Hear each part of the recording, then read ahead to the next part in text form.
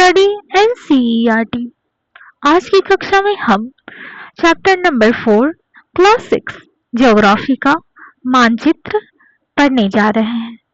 ये बहुत interesting chapter है और इसे पढ़ने के बाद आपको मानचित्र के बारे में बहुत कुछ जानकारी प्राप्त होगी। तो अंत तक बने रहें और अगर हमारे चैनल को सब्सक्राइब नहीं किया है तो जल्द से जल्द सब्सक्राइब करें ताकि इस तरह का बेहतरीन कंटेंट आपको मिलता रहे। चलते हैं शिक्षा की ओर। अब पिछले अध्याय में ग्लोब के महत्व के बारे में पढ़ चुके हैं। ग्लोब में अध्ययन की कुछ सीमाएं होती हैं। जब हम पूरी पृथ्वी का अध्ययन करना चाहते हैं तब ग्लोब हमारे लिए काफी उपयोगी साबित होती है, लेकिन जब हम पृथ्वी के केवल एक भाग जैसे अपने देश, राज्यों, जिलों, शहरों और गांवों के बारे में अध्ययन करना चाहते हैं तो यह हमारे लिए इतना उपयोगी नहीं होता। ऐसी स्थिति में हम मानचित्रों का उपयोग करते हैं। मानचित्र पृथ्वी की सतह या उसके एक भाग को पैमाने के माध्यम से चपटे सतह पर खींचा गया एक चित्र है। तो यहाँ मानचित्र के बारे में बताया गया है कि मानचित्र क्या है।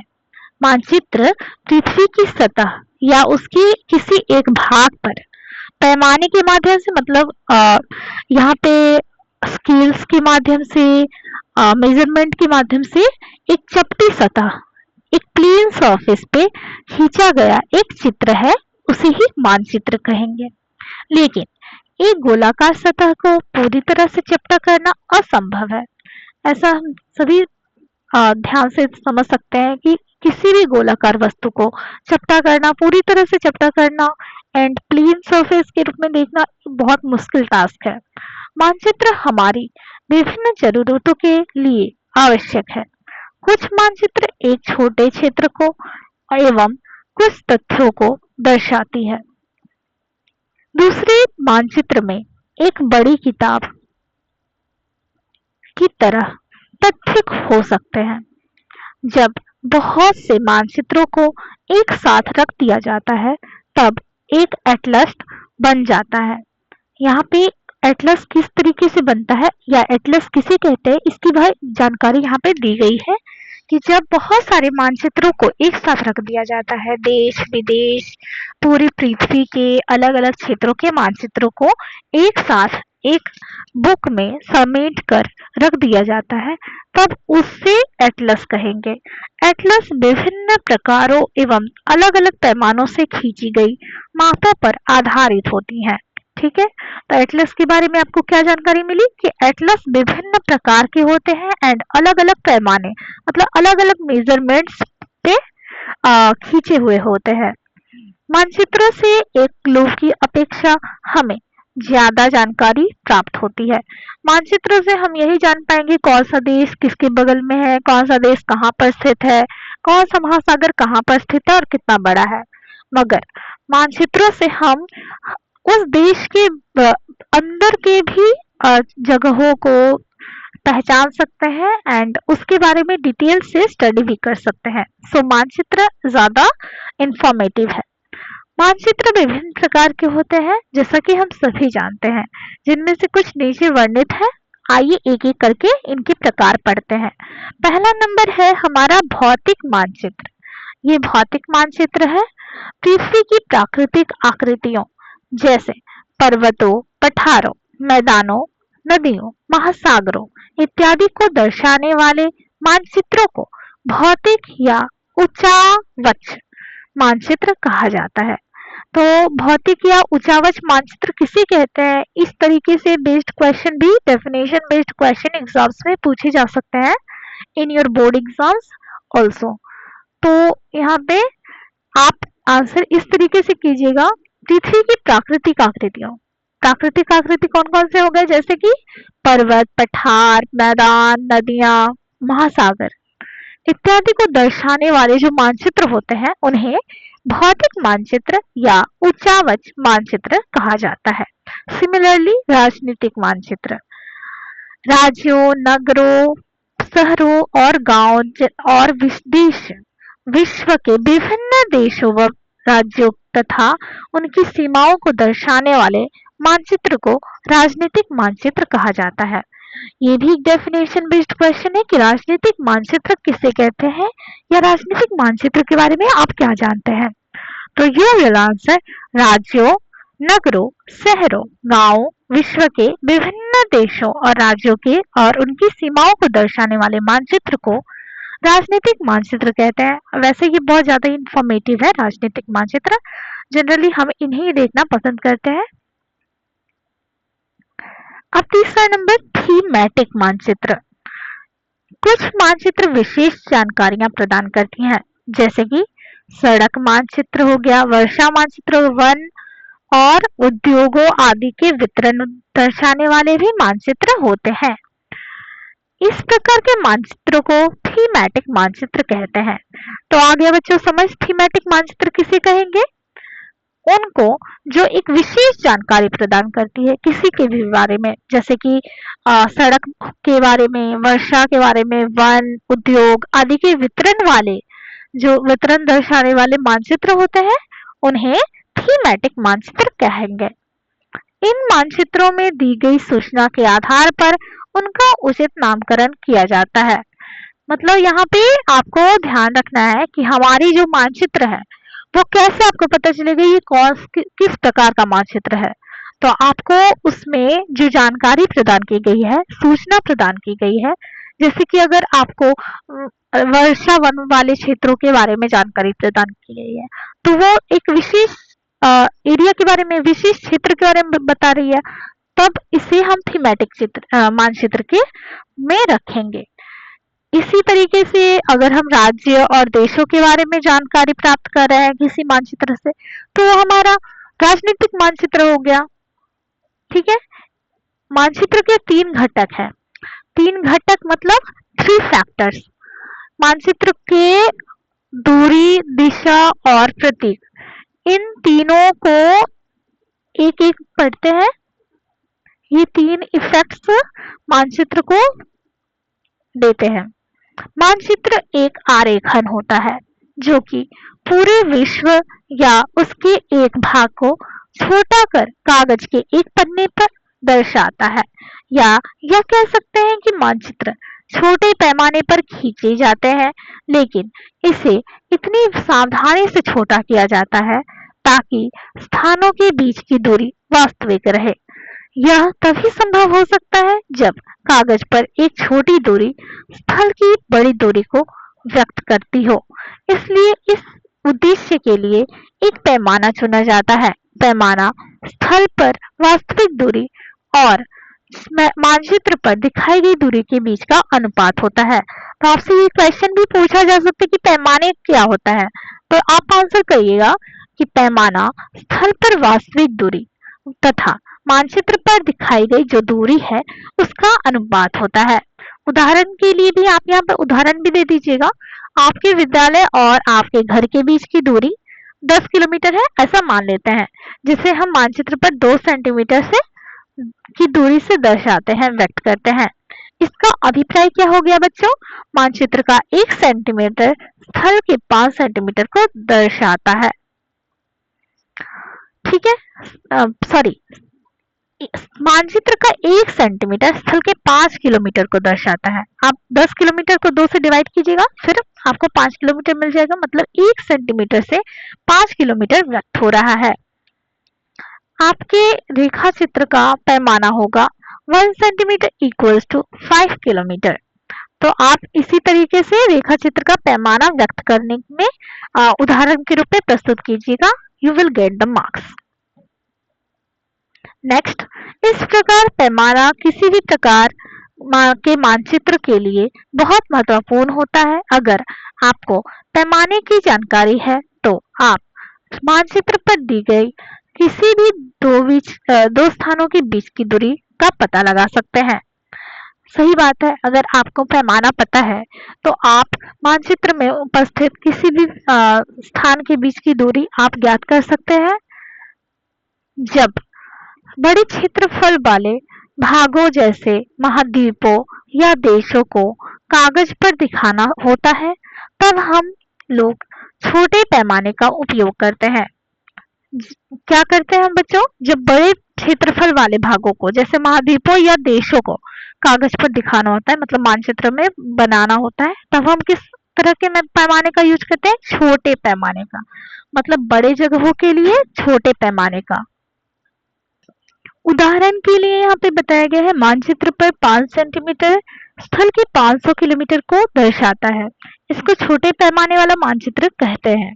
मतलब एक छोटे से एरिया से एक बड़ी सी एरिया को दर्शाते हैं, उसे छोटे पैमाने वाला मानचित्र कहते हैं। ठीक है। जब एक छोटे क्षेत्रफल वाले भाग जैसे आपके गांव या शहर को कागज पर दिखाना होता है, तब हम बड़े पैमाने का उपयोग करते हैं। देखिए बच्चों, यहाँ पे छोटे क्षेत्रफल वाले भाग जैसे गांव हो गए, शहर हो गए, ये छोटे पैमाने वाले मतलब छोटे क्षेत्रफल वाले जगह हैं। तो इन्हें दर्शाने के लिए हम मानचित्र में बड़े पैमाने का उपयोग करते हैं। जैसे कि स्थल पर 500 मीटर की दूरी को मानचित्र पर 5 सेंटीमीटर से दर्शाया जाए, तो आप समझ ही सकते हैं यहाँ ये इसकी तुलना में 5 सेंटीमीटर स्थल के 5 किलोमीटर को दर्शा रही है। इसकी तुलना में तो ये बहुत बड़ा पैमाना हो गया ना, तो ये बड़े पैमाने वाला मानचित्र कहलाएगा। आप उदाहरण दीजिएगा जब भी आपसे मानचित्र छोटे पैमाने या बड़े पैमाने के बारे में पूछे, तो आप उदाहरण दीजिएगा ताकि आपको मार्क्स पूरा पूरा मिले। बड़े पैमाने वाले मानचित्र छोटे पैमाने वाले मानचित्र की अपेक्षा अधिक जानकारी प्रदान करते हैं।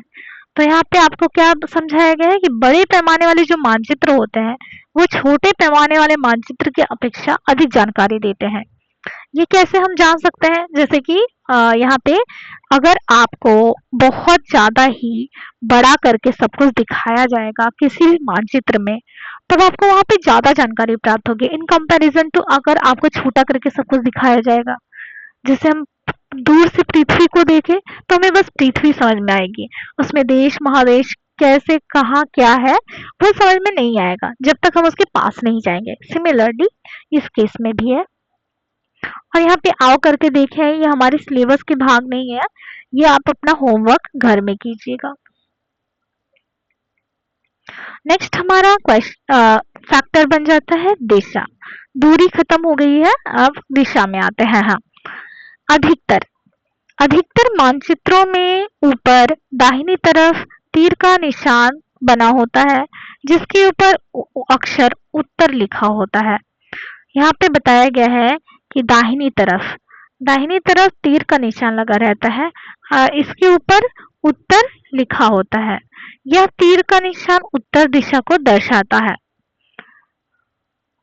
ठीक है बच्चों, अधिकतर मानचित्रों में ऊपर दाहिनी तरफ, ठीक है, ऊपर दाहिनी तरफ, ऊपर का ये बारे में बताया गया है, यहाँ ऊपर के बारे में। ठीक है, तो ऊपर की तरफ जो तीर का निशाना होता है वो उत्तर दिशा को दर्शाता है, उसे उत्तर रेखा कहा जाता है। जब आप उत्तर के बारे में जानते हैं तब आप दूसरी दिशाओं जैसे पूर्व, पश्चिम और दक्षिण के बारे में भी जान सकते हैं, पता लगा सकते हैं। कैसे, आइए जानते हैं।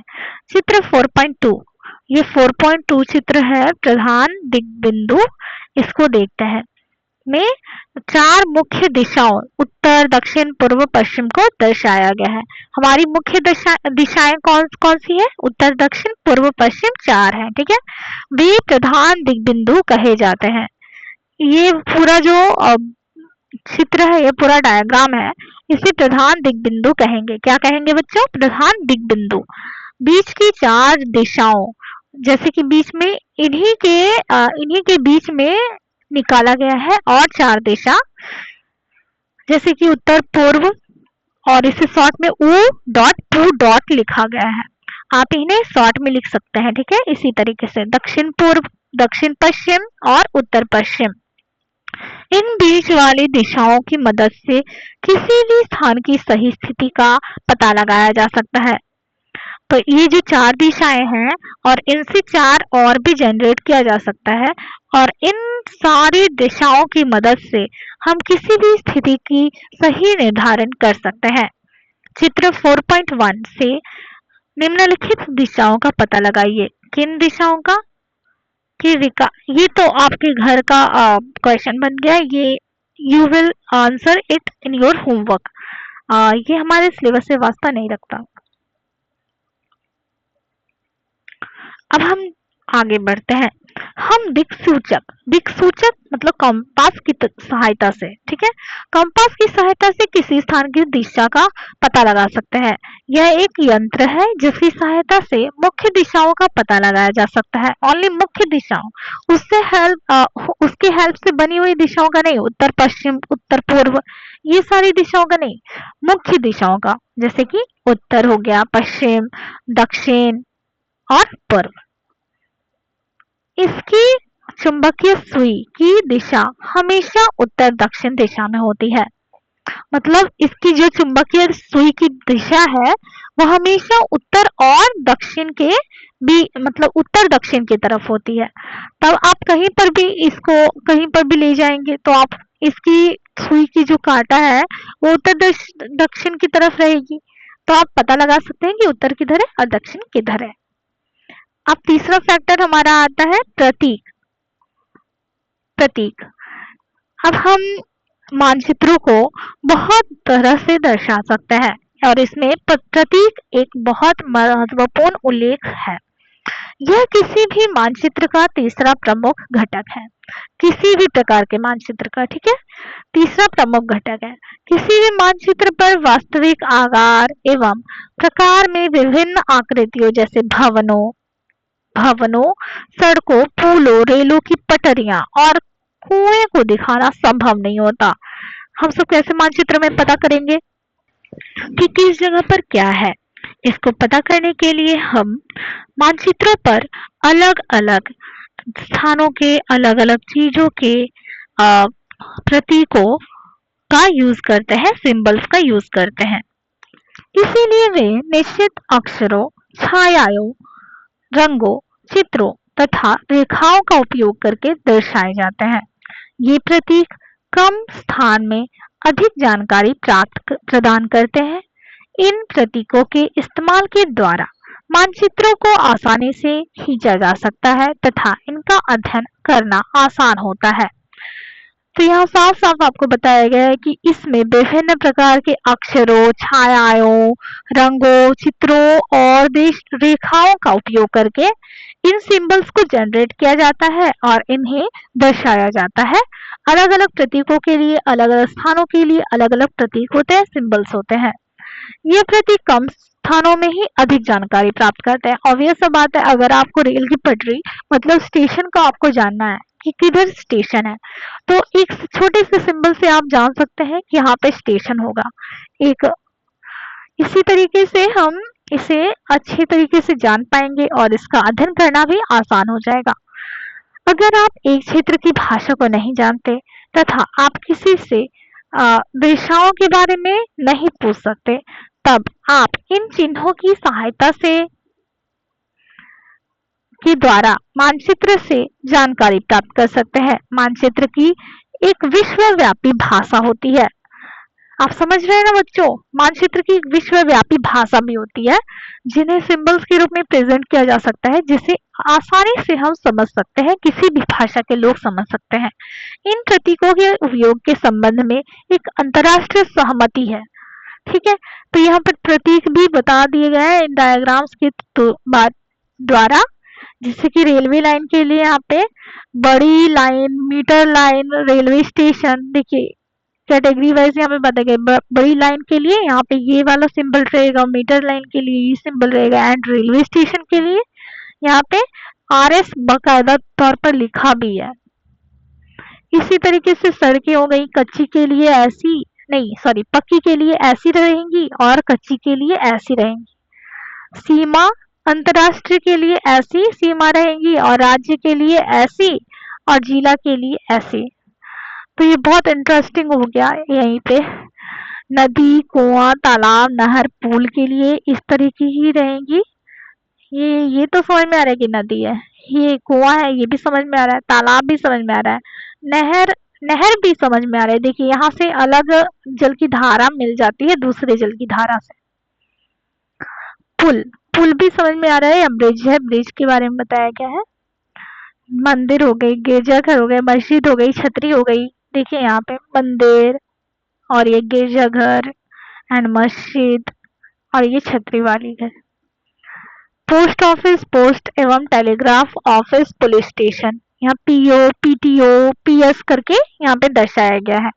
बस्ती और कब्रिस्तान के लिए भी यहाँ पे अच्छी तरीके से बस्ती के लिए यहाँ ये डायग्राम बनाया है और कब्रिस्तान के लिए ये। पेड़ और घास के लिए यहाँ पे पेड़ है और ये घास है। ये तो समझ में आ रही है और ये किसी भी भाषा के लोग बाकायदा तौर पर समझ भी जाएंगे, जैसा कि हमारे पुस्तक में भी लिखा है। आगे बढ़ते हैं। ये रूढ़, क्या रूढ़? अच्छा, ये रूढ़ प्रतीक कहे जाते हैं। कुछ रूढ़ प्रतीक चित्र 4.3 में दर्शाए गए जिन्हें हमें पढ़कर आया है अभी जस्ट। विभिन्न रंगों का उपयोग भी इसी उद्देश्य से किया गया है। उदाहरण के तौर पर सामान्यतः नीले रंग का इस्तेमाल जलाशय, भूरा रंग पर्वतों, पीला रंग पठारों और हरा रंग मैदानों के दर्शाने के लिए किया जाता है, जैसा कि हमने अभी जस्ट देखा था। अब आते हैं हमारा टॉपिक रेखा चित्र। ये इंटरेस्टिंग टॉपिक है। रेखा चित्र एक आरेखन है जो पैमाने पर आधारित न होकर याददाश्त और स्थानीय प्रेक्षण पर आधारित होता है। मतलब रेखा चित्र क्या हो गया बच्चों? पैमाने पर आधारित ना होकर एक याददाश्त और स्थानीय प्रेक्षण पर आधारित है। जैसा कि हम जनरली घर के लोग या बच्चे लोग बनाते रहते हैं, हाँ यहाँ का जगह ये ऐसा है वैसा है, इस घर के बगल में ये गली है, इस घर के बगल में मंदिर है, मंदिर के बगल में तालाब है, ऐसे करके जो ड्राइंग्स बनाए जाते हैं उन्हें रेखा चित्र कहेंगे। कभी कभी किसी क्षेत्र के एक कच्चे आरेखन की आवश्यकता वहां के एक स्थान को दूसरे स्थान के सापेक्ष दिखाने के लिए होती है। मान लीजिए कि आप अपने मित्र के घर जाना चाहते हैं, ठीक है, लेकिन आपको रास्ते की जानकारी नहीं है। आपका मित्र अपने घर के रास्ते को बताने के लिए कच्चा आरेखन बना सकता है। आया समझ? ये आरेखन की रेखा चित्र की आवश्यकता क्यों पड़ी? जनरली हमारे काम आने वाले क्षेत्रों में हम आरेखन या रेखा चित्र का यूज करते हैं। इस प्रकार कच्चे आरेख को बिना मैप पैमाने की सहायता से खींचा जाता है तथा इसे रेखा चित्र मानचित्र कहते हैं। रेखा चित्र मानचित्र कहेंगे और इसे आप आसानी से समझ सकते हैं क्योंकि हम सभी इसे डेली यूज करते हैं। खाका, एक छोटे क्षेत्र का बड़े पैमाने पर खींचा गया रेखा चित्र। यहाँ पे बताया गया एक छोटे क्षेत्र का बड़े पैमाने पर खींचा गया रेखा चित्र। इस मतलब रेखा चित्र ही है जिससे मतलब रेखा चित्र छोटे क्षेत्र का रेखा चित्र को बड़े पैमाने पर खींचा गया है। यह रेखा चित्र बस बोला होता तो पैमाना नहीं आता, मगर यह खाका है तो खाका को पैमाने की सहायता से बड़े पैमाने की सहायता से प्रस्तुत करने वाले क्षेत्र को खाका कहेंगे। एक बड़े पैमाना वाला मानचित्र से हमें बहुत सी जानकारियां प्राप्त होती हैं, लेकिन कुछ ऐसी चीजें भी है जिन्हें हम कभी-कभी जानना चाहते हैं, जैसे किसी कमरे की लंबाई एवं चौड़ाई जिसे मानचित्र में नहीं दिखाया जा सकता। उस समय हम लोग बड़े पैमाने वाले एक रेखा चित्र खींच सकते हैं जिसे खाका कहते हैं। तो ये खाका हमारे घर को बनाते वक्त बहुत काम की चीजें हैं, इसे ही खाका बोलेंगे। तो आप जब भी बड़े बुजुर्ग आपके घर के रूम के कुछ डायग्राम्स बनाए तो आप उन्हें बताएं कि इसे खाका कहेंगे। इसी के साथ हमारे पूरा चैप्टर कंप्लीट हो जाता है। इसके ऑल द एमसीक्यूज एंड विस्तृत क्वेश्चंस भी हमारे ही चैनल पे आपको सब कुछ मिल जाएंगे एंड इसके प्रीवियस चैप्टर भी हमारे इस चैनल पे मिल जाएंगे। तो आप हमारे चैनल को जरूर से जरूर सब्सक्राइब कीजिएगा और बने रहिएगा हमारे चैनल के साथ ताकि इस तरह का बेहतरीन कंटेंट आपको मिलता रहे और आप अपने सक्सेस को लेकर अवेयर होते रहे। धन्यवाद।